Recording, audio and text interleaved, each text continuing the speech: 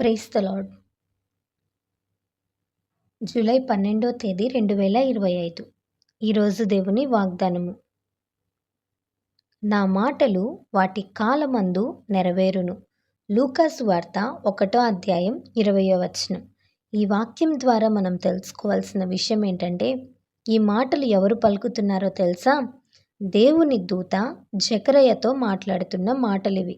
దేవుడు మాట ఇచ్చి తప్పేవాడు కాదు. మనుషులైతే మాటలు చెప్పి మనల్ని మోసం చేస్తారు. చెప్పిన మాటలను మారుస్తూ ఉంటారు. సొంత వారే, రక్త సంబంధులే మాటలను మారుస్తున్న రోజుల్లో మనం ఉన్నాం. అయితే దేవుడు ఏమంటున్నాడో తెలుసా?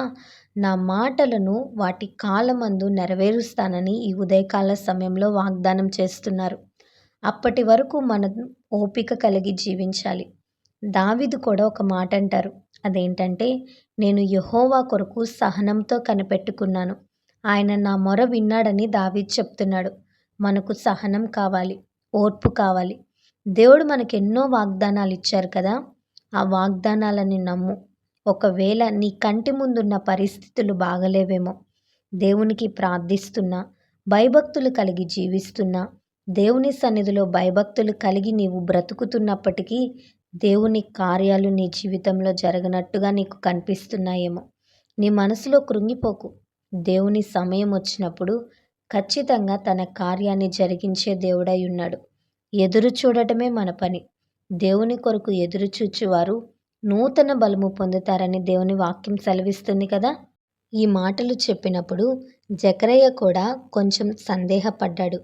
దేవుడు అద్భుతంగా గర్భం తెరుస్తాను, నీకొక బలమైన బిడ్డని ఇస్తాను, గొప్ప కార్యం నీ జీవితంలో జరిగిస్తానని చెప్తే ఇది జరుగుతుందా అని ప్రశ్నిస్తాడు. మనం అటు రీతిగా ఉండకూడదు. కృంగిపోయి ఉన్నావా? బలహీనంగా ఉన్నావా? సొమ్మసిల్లిపోయి ఉన్నావా? దేవుడు నీకు ఇచ్చిన వాగ్దానాలను నమ్ము. అవి నెరవేరే వరకు ధైర్యంగా ఉండు, స్థిరంగా ఉండు. తొందరపడకు, నిరుత్సాహపడకు. గొప్ప కార్యాలు వాటి కాలమందు నీవు చూస్తావు. ఈ వాగ్దానం దేవుడు మనందరి జీవితంలో నెరవేర్చునుగాక. ఆమేన్. ఈ వీడియో మీకు దీవెనకరంగా, ఆశీర్వాదకరంగా అనిపించినట్లయితే లైక్ చేయండి, షేర్ చేయండి, కామెంట్ చేయండి, సబ్స్క్రైబ్ చేసుకోండి. మీ ప్రార్థన అవసరతలను మాకు కామెంట్ రూపంలో తెలపండి. మీ కొరకు తప్పక ప్రార్థిస్తాం. God bless you.